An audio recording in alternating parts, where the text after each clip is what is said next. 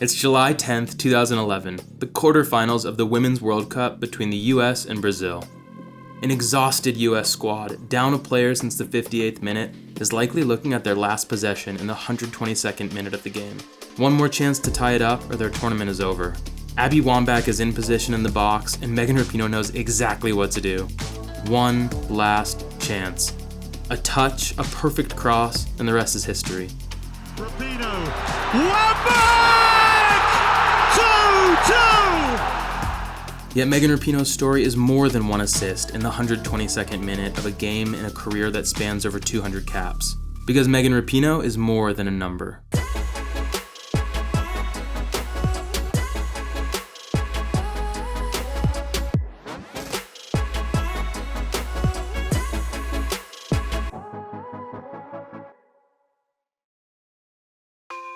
To understand Rapinoe's place in US women's soccer history, we need to go all the way back to 1991.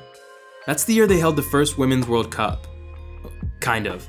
Back then, FIFA refused to call it the World Cup, keeping the name just for the men. Instead, it was called the first FIFA World Championship for women's football for the M&M's Cup. Just, wow. And the blatant sexism didn't end there.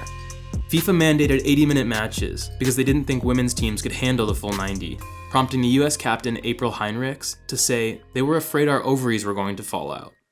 Nothing could stop the US in that first tournament, as they won their 6 matches with a goal differential of +20, never trailing at any point in any game. Yet this dominant performance went largely unnoticed in the US sports world, even as 6-year-old Megan Rapinoe began to play soccer in Northern California. It would take a legendary, iconic moment in sports history to finally pull the women's national team into the spotlight. In 1999, the Women's World Cup, yes, FIFA actually called it a World Cup that year, was held in the United States, and it was a huge success. Over 1 million people attended the matches. Paired with stellar TV ratings, it proved that women's soccer was a force to be reckoned with, and it had a lot to do with this lineup. Stacked with 91 World Cup champions like Ham, Ackers, Overbeck, Lilly, and Fawcett, along with a few 96 Olympic gold medalists, this team was the resounding favorite coming into the tournament, and they did not disappoint. The US cruised through the group stage and early knockout rounds undefeated, but they found themselves in a tough spot in the final against China, an equally stacked team that had just beaten the US in a warm-up tournament 4 months earlier. In that game, Brandi Chastain missed a key penalty kick late in the game, but she would have a chance at redemption. After battling out a 0-0 stalemate through 120 minutes, the World Cup final came down to a penalty shootout. Tied at 4-4 with a lone miss coming from China's Liu Ying, Chastain had a shot to win it all. And if you were even remotely aware of the sports world in 1999, you know exactly what is about to happen. Chastain's shot and her iconic post-win celebration quickly became one of the greatest moments in US soccer history. It led to an equally infamous Sports Illustrated cover and got Chastain on a Wheaties box, though with a slight wardrobe adjustment. The popularity of Chastain and the '99 team spurred a huge growth in women's club soccer in the US, leading to the formation of the Women's United Soccer Association. The 99ers, as they were called, was the team Megan Rapinoe grew up watching. Dominant, cohesive, chock full of stars. As Rapinoe's college career began, it seemed like she was destined to join them. In 2005, she was a freshman at the University of Portland, and she immediately became a star, scoring an incredible 7 game-winning goals in only 25 matches. In 2006, it earned her a place on the national squad.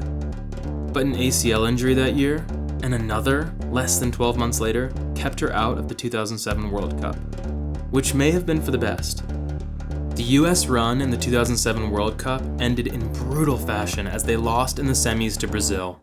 It was a nightmare of a game, a 4-0 loss that still ranks as their worst loss in any World Cup match, period. The fallout was quick. Coach Greg Ryan was replaced by Swedish legend Pia Sundhage. But it wasn't all doom and gloom for Team USA in 2007. The brightest spot may have been the development of Abby Wambach. 2003 was her first World Cup, and Wambach showed up ready to play, scoring 3 times in big games. In the 2004 Olympics, she had scored a huge late-game header against Brazil to win the gold. A bit of a theme in her career, but it was the 2007 World Cup where Wambach established herself not just as the US's best goal scorer, but as one of the best in the world with goals like this. In the 58th minute against Sweden that year, she took a cross off the chest and smashed it home. With Abby Wambach developing into an elite goal scorer, and with new coach Pia Sundhage, the US women's national team was well on its way to reclaiming its former glory. Which brings us, and Megan Rapinoe, to Germany for the 2011 Women's World Cup. Heading into the tournament, the US was not the favorite. After losing in the semifinals of the CONCACAF qualifying tournament, they barely squeaked into the World Cup as the last qualifying team. Few people thought the US was going to go deep into the tourney. But the US came out strong in the group stage, with Hope Solo standing out. She logged 2 shutouts, allowing goals only to Sweden off a penalty kick and a painful own goal that costed them a favorable seeding in the knockout stage. Which is how they found themselves here, in the quarterfinals match against Brazil. Brazil had 12 players returning from the 2007 squad, including one of the greatest players of all time, Marta. Like her countrymen, Pelé or Ronaldinho, she played with a level of flair, skill, and speed that defined this era of Brazilian soccer. They called it Joga Bonita, Portuguese for play beautifully. But the start of this quarterfinals match was downright ugly for Brazil. Their defense was all over the place, and the US pushed them hard, forcing an own goal a mere 2 minutes into the game. An upset was in the air. But Marta is Marta.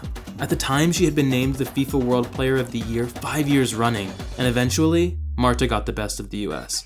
After a foul was called on US center back Rachel Buehler, resulting in a red card and a penalty kick, Brazil had a chance to even it up.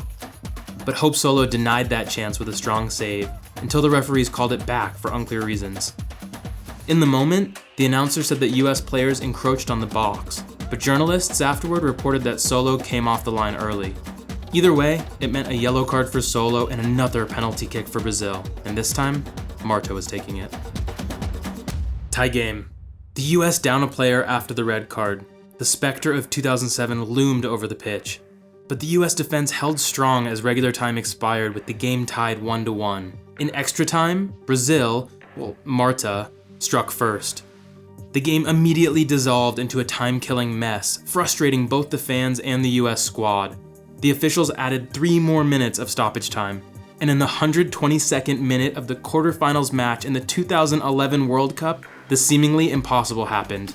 Carly Lloyd stepped into midfield with the ball and found Rapinoe out wide. Rapinoe took one touch and launched the ball toward Wambach at the far post, and well, we've already seen this.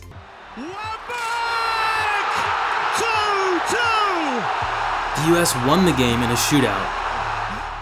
But the World Cup trophy wasn't meant to be, as the US lost to Japan in the final after another penalty shootout. But Rapinoe and Wambach's goal was the highlight of the tournament. Down a player, seconds left on the clock. It's the kind of story Hollywood can only dream about.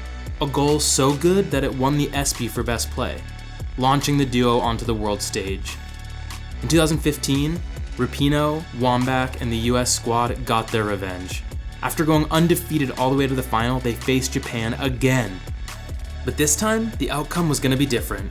After scoring an insane 4 goals in 15 minutes, capped by this monster half-field shot from Carly Lloyd, the game was over fast. Rapinoe, Wambach, and the US had their World Cup victory. However, her achievements didn't end on the field. After publicly coming out as gay in 2012, Rapinoe made waves as she appeared in ESPN's The Body Issue alongside girlfriend Sue Bird. And she has continued to be one of the most prominent faces in the fight for LGBTQ rights. Her activism in the sports world doesn't end there.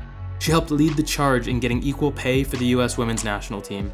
And in 2016, Rapinoe was one of the few professional athletes to support Colin Kaepernick by kneeling during national anthems. She held strong even against criticism from her team, her fans, and the sports world at large. Megan Rapinoe will always be remembered for her 62 career international goals and her 2 World Cup titles.